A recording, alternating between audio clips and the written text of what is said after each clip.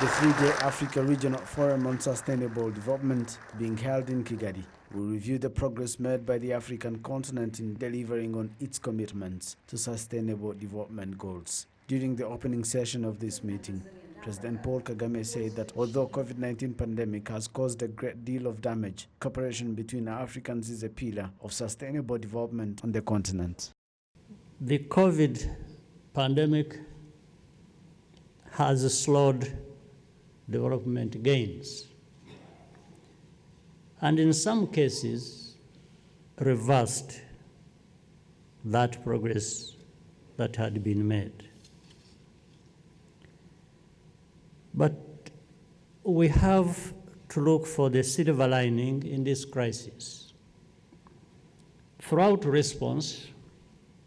response,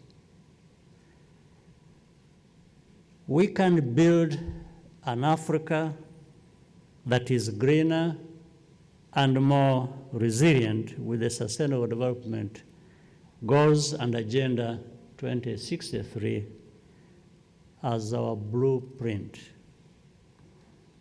The truth is that we were off track. Africa must build mutually beneficial partnerships to strengthen its capacity to manufacture vaccines and pharmaceuticals. Building the Africa we want is up to us. We have to own and lead the process and support one another. All speakers at the meeting pointed out that COVID-19 pandemic has become a barrier to Africa's development and that the economic and social well-being of the people of the continent needs to be protected first. Executive Secretary of the UN Economic Commission for Africa, Dr. Vera Songwe, commended Rwanda's progress towards building a safer and sustainable economy. We are here today because we are standing in a country that has vaccinated more than 70% of its population.